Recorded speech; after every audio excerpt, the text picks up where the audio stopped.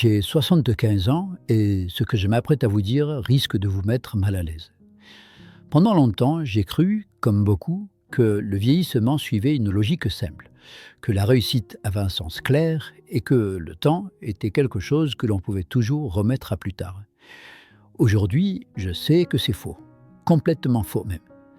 Le problème, c'est que les personnes qui devraient vous le dire, vos parents, vos professeurs, la société, soit ne le savent pas, soit préfèrent ne pas y penser. J'ai passé plus de 50 ans à croire exactement les mêmes choses que vous croyez peut-être en ce moment. J'avais une carrière, une maison, une situation confortable et tout semblait être à sa place. À 52 ans, quelque chose s'est produit. Quelque chose qui a détruit chaque pilier sur lesquels j'avais construit mon existence. Et ce que j'ai découvert dans les 21 ans qui ont suivi a complètement transformé ma vision de la vie, de la mort et de tout ce qui se trouve entre les deux. Si je prends la parole aujourd'hui, ce n'est pas pour vous impressionner, ni pour avoir l'air sage. Je le fais parce que mon temps est compté et qu'il y a des choses que vous devez entendre avant qu'il ne soit trop tard. Des choses que j'aurais aimé savoir à votre âge. Parce que le plus grand mensonge que vous vous racontez probablement en ce moment, c'est celui-ci: vous avez le temps. Restez avec moi parce que dans quelques minutes, vous comprendrez pourquoi cette phrase est la plus dangereuse et la plus fausse que vous puissiez vous dire. À 52 ans, j'ai eu ce que les médecins appellent pudiquement un événement cardiaque. C'est leur façon élégante de dire que mon cœur a essayé de me tuer. J'étais dans une réunion, on discutait des projections trimestrielles, des chiffres, des graphiques, des choses qui me semblaient terriblement importantes à l'époque. La salle s'est mise à tourner et je me souviens avoir demandé si quelqu'un avait monté le chauffage trop fort. Et puis, plus rien. Le souvenir suivant, c'est moi qui me réveille dans un lit d'hôpital avec des tubes dans les bras et dans le nez et ma femme dans un coin de la chambre en train de pleurer. Les médecins sont entrés et m'ont dit que j'avais eu de la chance. De la chance. Je venais de voir ma propre mort de face et ils appelaient ça de la chance. Mais voici ce qui s'est vraiment passé dans ce lit d'hôpital, quelque chose que les médecins n'ont pas pu voir sur leurs écrans et leurs moniteurs, quelque chose qui a tout changé. Allongé là, avec rien d'autre à faire que réfléchir, j'ai réalisé quelque chose de terrifiant. J'avais passé toute ma vie en pilote automatique. Je n'étais pas vraiment vivant, je cochais simplement des cases, j'essayais de correspondre aux attentes des autres, de mon père, de mon patron, de la société. Et voilà la partie qui me hante encore aujourd'hui. Si j'étais mort ce jour-là, qu'est-ce que j'aurais laissé derrière moi ? Une belle maison, un compte en banque bien rempli, une collection de réalisations que personne ne se rappellerait dans 5 ans. Pensez-y une seconde.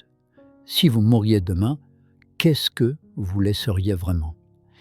Non pas en termes d'objets ou d'argent, mais en termes de vie vécue, de moments présents, de personnes aimées pleinement. Je vais vous dire quelque chose maintenant qui va probablement vous énerver, mais vous devez l'entendre. Et dans un instant, je vais vous montrer exactement comment j'ai découvert cette vérité de la manière la plus brutale possible. Le plus grand mensonge que vous vous racontez en ce moment, c'est « je le ferai plus tard ». Quand j'aurai plus d'argent, alors je serai heureux. Quand j'aurai cette promotion, alors je me détendrai. Quand les enfants seront grands, alors je voyagerai. Quand j'aurai plus d'argent, alors je ferai enfin ce que j'aime. Laissez-moi vous épargner 50 ans de regrets avec une seule vérité. Ce jour n'arrivera jamais. Ce qui devait suffire ne suffit jamais. Vous obtenez la promotion et soudain vous avez besoin de la suivante. Vous gagnez plus d'argent et soudain vous en voulez encore plus. Vous poursuivrez toujours quelque chose qui reste juste hors de votre portée. Et un jour, vous avez 70 ans et vous vous demandez où votre vie est passée. Où sont les voyages que vous étiez promis ? C'est exactement ce que j'ai fait.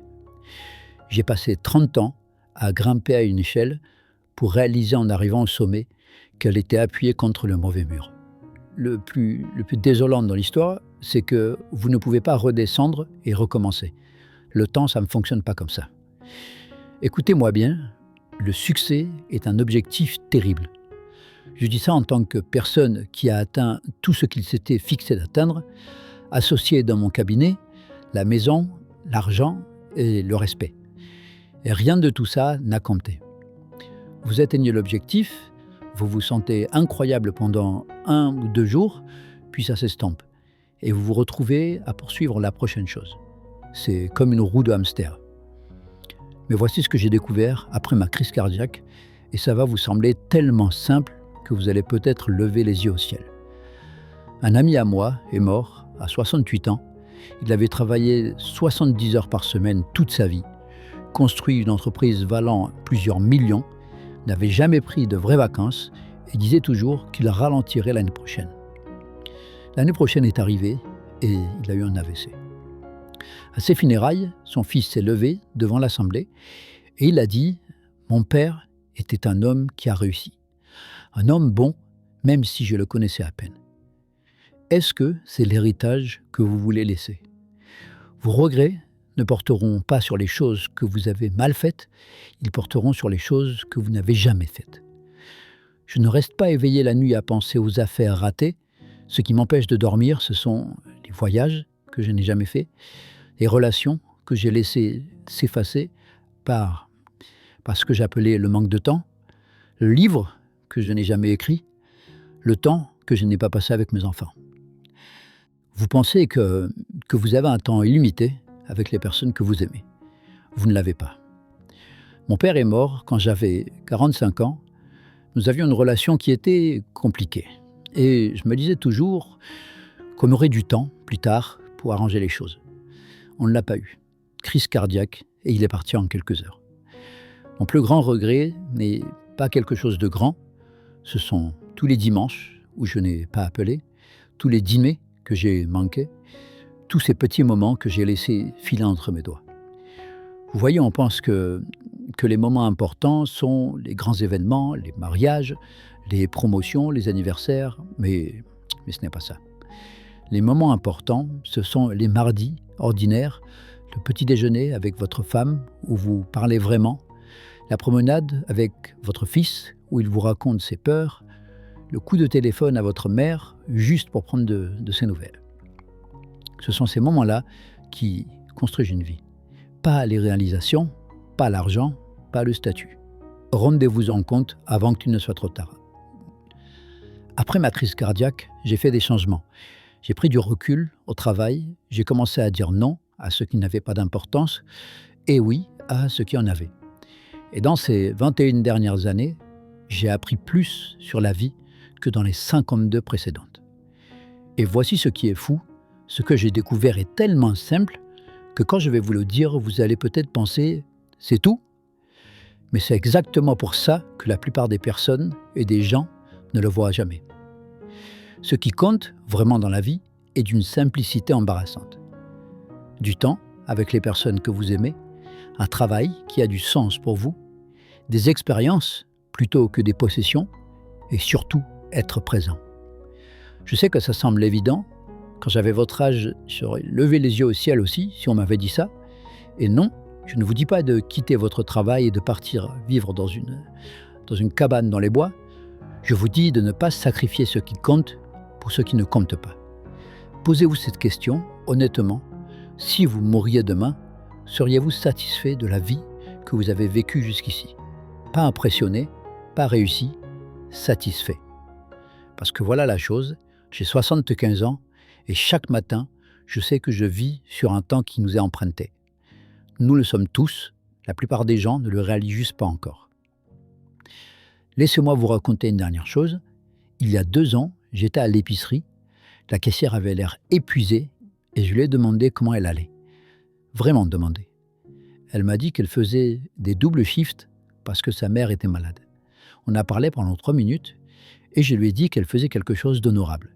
Et quand je suis parti, elle m'a remercié 2 fois. Est-ce que ça a changé le monde? Non. Est-ce que ça a compté pour elle à ce moment-là? Je pense que oui. Donc voilà ce que j'avoue que vous compreniez. Vous n'avez pas besoin de faire de grandes choses pour que votre vie ait du sens. Vous avez juste besoin d'être présent, d'être gentil, de remarquer les gens autour de vous et de passer du temps avec ceux que vous aimez et de faire ce qui compte vraiment pour vous, pas ce qui impressionne les autres. Si je pouvais parler à mon moi de 30 ans, voici ce que je lui dirais. Arrête d'essayer d'impressionner les gens qui n'ont pas d'importance. Arrête de sacrifier ta santé pour un travail qui te remplacera en 2 semaines si tu meurs demain. Arrête d'attendre un jour, commence maintenant. Parce que le moment parfait n'arrivera jamais. La vie sera toujours compliquée et désordonnée, et si vous attendez le bon moment, vous allez vous réveiller un jour en réalisant que vous avez attendu toute votre vie. Vous avez 2 choix maintenant.